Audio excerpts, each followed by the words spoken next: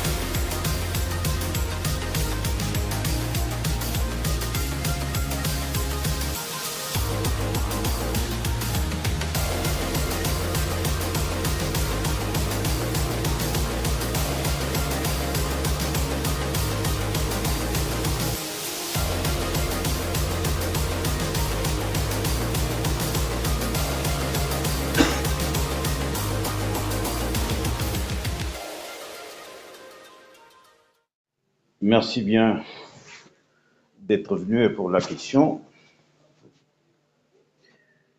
Je note que ce livre, c'est un parachèvement euh, d'une série de tomes déjà publiés et qui ont été publiés du reste en Europe chez Arnaud Éditions à Bruxelles. Et compte tenu du retard connu dans la publication de ce tome, j'ai décidé de le publier ici à Kinshasa. Alors, c'est un outil conceptuel qui comprend un certain nombre de titres. Le troisième titre du livre, qui est consacré aux atteintes contre les intérêts fondamentaux de la nation.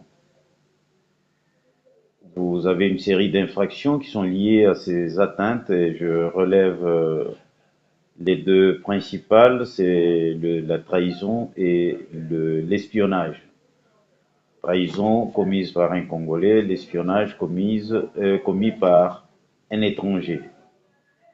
Le quatrième titre porte sur le terrorisme, perçu comme une tragédie épouvantable à l'échelle planétaire. Et le droit congolais organise cette infraction chez nous. Donc, ce sont les aspects que j'ai développés au niveau du quatrième titre, au quatrième titre. Alors, le cinquième titre est consacré aux crimes internationaux, le génocide, les crimes contre l'humanité et le crime de guerre, qui sont qualifiés chez nous des crimes contre la paix et la sécurité de l'humanité. J'ai essayé d'effleurer quelques aspects de ces incriminations du droit international, étant donné qu'il y a tout un livre du reste qui est consacré à cela. Alors, le sixième titre porte sur les évasions des détenus ou des prisonniers de guerre. Et plusieurs infractions liées à ces évasions sont examinées dans cet ouvrage. Et le septième titre, et le tout dernier de cet ouvrage, porte sur les infractions diverses. Vous retrouvez notamment la non-dénonciation des infractions commises par des justiciables des juridictions militaires, on parle de clientélisme, on parle du tribalisme, etc., et qui sont prévus du reste par le code pénal militaire. Voilà un peu l'essentiel du contenu de ce quatrième tome du droit pénal militaire congolais. Alors, professeur, quelles sont vos cibles ou la cible directe de ces documents? Bon, ce document a des destinataires. C'est d'abord les acteurs judiciaires qui doivent se servir de cet outil conceptuel pour une action efficace dans l'administration de la justice. Mais vous avez aussi la masse indifférenciée des justiciables qui doit se ou qui est appelé à se procurer cet ouvrage pour un éclairage sur un point quelconque lorsque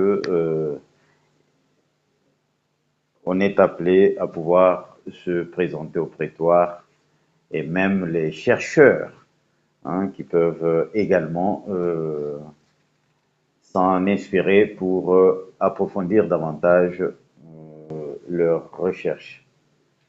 Alors, il n'est pas dans l'habitude des Congolais de voir un militaire qui est un grand écrivain. Ce n'est pas la première fois que vous avez rédigé, vous avez écrit, publié un livre, cela date de longtemps, et vous avez beaucoup d'œuvres comme ça. Ça vous fait comment en tant que militaire, quand vous avez cette culture d'écrit? Bon, la culture d'écrire n'est pas exclue chez les militaires. Je crois que c'est un problème de discipline personnelle, un problème d'emploi du temps, un problème de passion. C'est devenu une passion que d'écrire. C'est depuis 2005 que j'ai publié ce livre d'ailleurs. La première édition de ce livre, je l'ai publié en 2005. Et comment c'est arrivé que je puisse écrire? Peut-être, c'est la petite histoire. Je suis parti d'ici affecté à Bouendé, en pleine guerre d'ailleurs, d'avant le 1+4. Et je me suis retrouvé à Bouendé et c'était pour la réouverture du parquet militaire. C'était du temps de la cour d'ordre militaire. Euh, j'ai été affecté là-bas, je suis resté. Et comme il n'y avait pas, c'était le début de fonctionnement du parquet. Moi, en tant que responsable du parquet, j'avais des inspecteurs qui pouvaient recevoir les plaintes, etc. Et j'ai estimé que pour garder une certaine assiduité au bureau, il fallait que moi-même je sois présent. Et ainsi, l'idée m'est arrivée d'écrire pour pouvoir rester moi-même permanent au bureau, car je n'étais pas, de par ma formation reçue lorsque j'entrais dans ce corps, je n'étais pas formé pour recevoir des plaintes.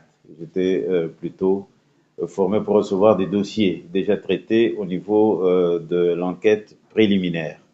C'est ainsi que l'idée m'est arrivée d'écrire. Et j'ai commencé à griffonner quelque chose à partir de Boende et cela m'a tenu jusqu'au moment où on m'a enlevé de Boende pour me ramener ici. Je continue à écrire jusqu'à produire ce livre. Et à Boende, c'était en 2000 exactement que j'étais affecté là-bas.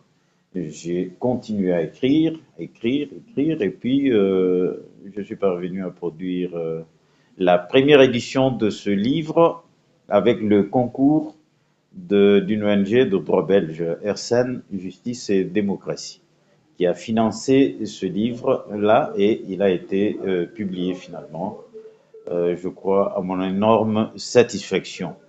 Et ce livre a aidé effectivement beaucoup des collègues qui s'en servent jusqu'à ce jour. Alors, mon général, parlons un peu de l'actualité qui concerne notre pays pour l'instant. Nous sommes agressés depuis un certain temps par le Rwanda via le M23. Ce sont les crimes que les militaires venant d'un autre pays viennent dans notre pays pour semer la terreur, le désordre. Par rapport à ce dont vous venez d'écrire, comment peut-on enregistrer cela ou comment le public congolais peut dire un mot par rapport à ces crimes-là, en rapport avec votre publication actuelle. Bon, ici on est essentiellement en droit interne. Je venais de dire que j'ai effleuré un peu Des crimes internationaux, l'aspect crimes internationaux. voilà. Bon, les crimes internationaux, il faut noter que ce sont des crimes sans localisation géographique précise. Et lorsque on est en, en période de conflit armé, il peut être interne, il peut être international, il peut être interne, internationalisé.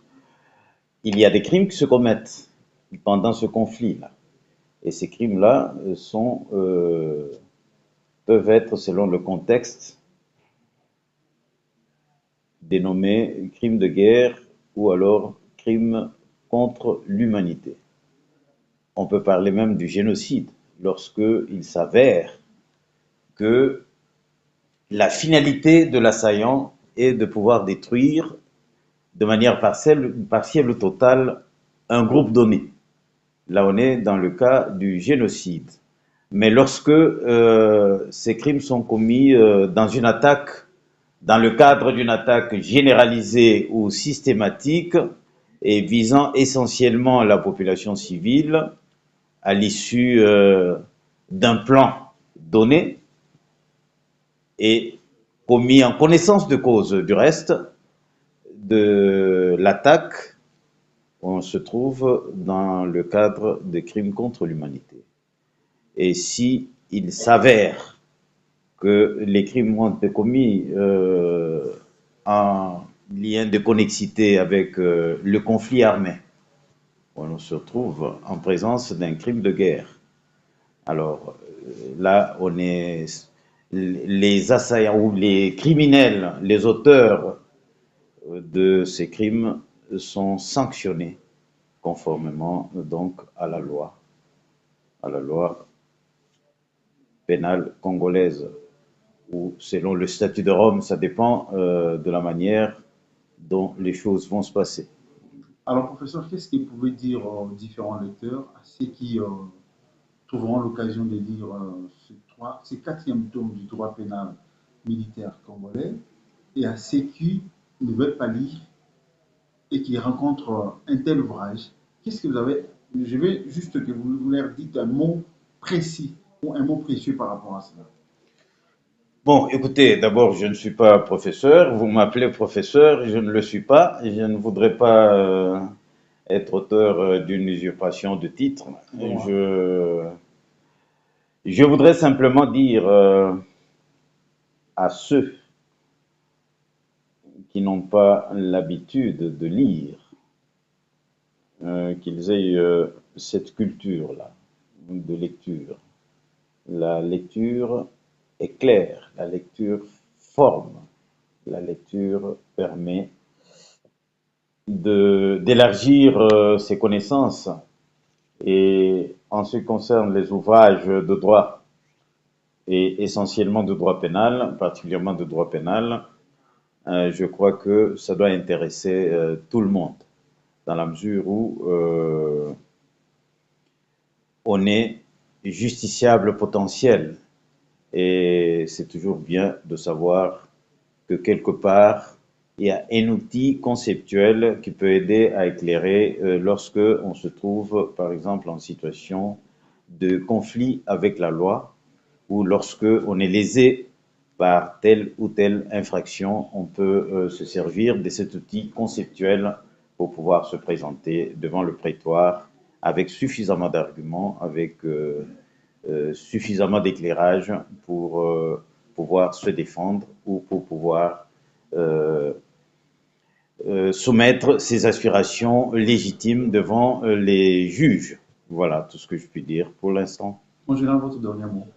Le dernier mot, c'est de vous remercier, de remercier tous ceux qui ont pu nous encourager pour pouvoir produire ces œuvres.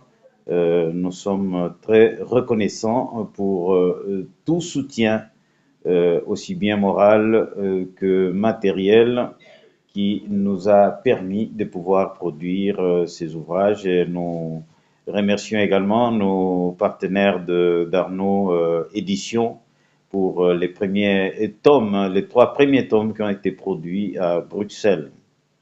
Voilà. Merci beaucoup, mon général. Je vous remercie aussi d'être venu. Merci.